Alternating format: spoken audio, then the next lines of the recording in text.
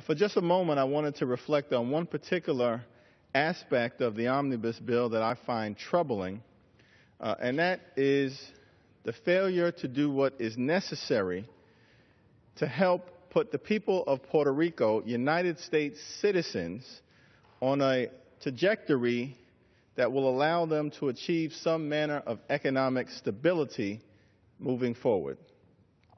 Now, I never practiced criminal law. I am a lawyer by attorney, but I understand that there are sometimes crimes of commission. That's when you affirmatively do something that's damaging.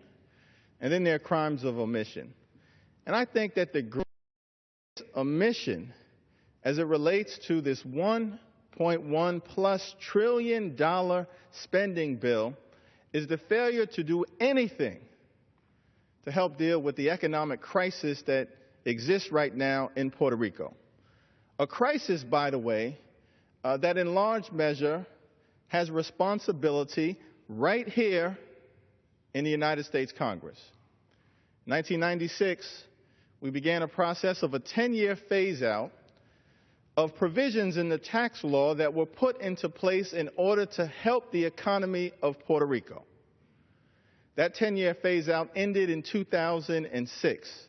And over that period, it witnessed a dramatic disinvestment of corporate entities from the island of Puerto Rico toward the mainland and other places. A massive number of jobs were lost. That phase-out was completed in 2006.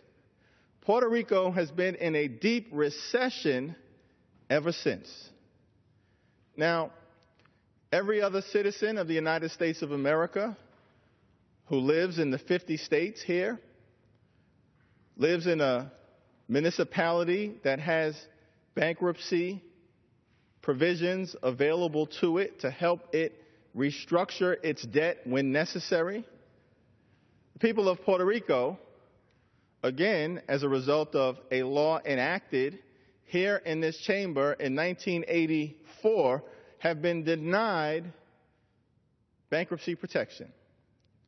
And fundamentally, all the people of Puerto Rico were asking for is to make sure that those citizens who live on the island can be put in the same place, the same place as every other United States citizen, so that they can avail themselves of bankruptcy protection to enable them to restructure their debt in a way that makes sense, that allows them to pay their teachers, their police officers, their firefighters, and others.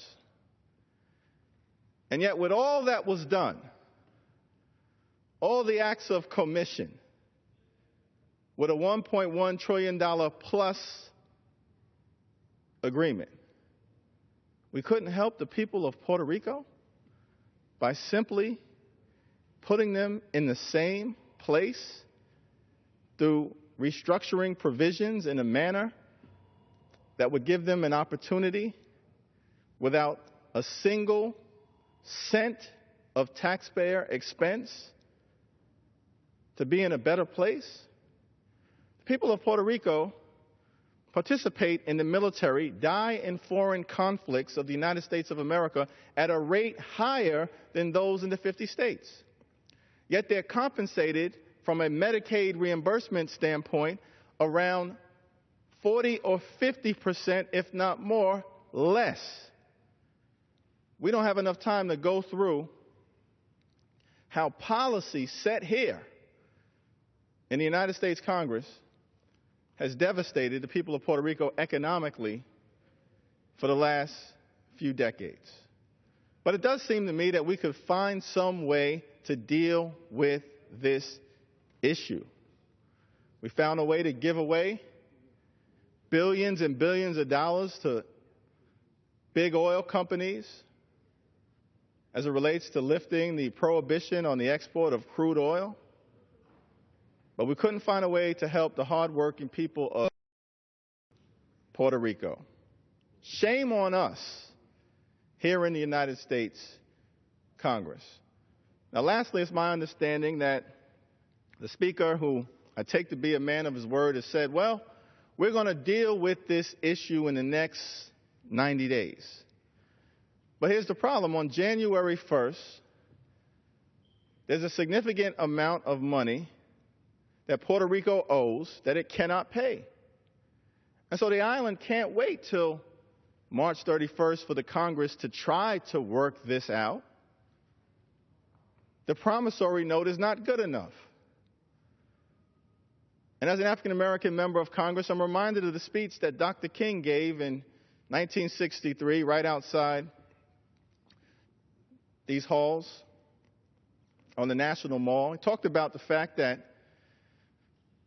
the eloquent and magnificent words of the Constitution and the Declaration of Independence was a glorious promissory note.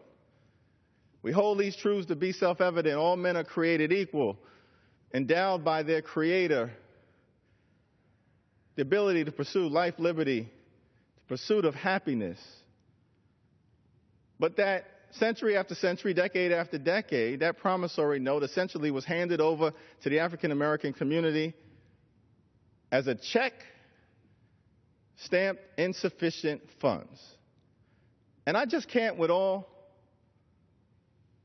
or any degree of confidence suggest that we could credibly say to the people of Puerto Rico and to those individuals of Puerto Rican descent that I represent back home in Brooklyn and in Queens, that this so-called promissory note issued is going to result in us taking any action 90-plus days from now. So I just there's a way for us to find some measure of resolution before we ultimately vote on this omnibus bill to deal in good faith with the people of Puerto Rico, United States citizens who deserve our attention. And I yield back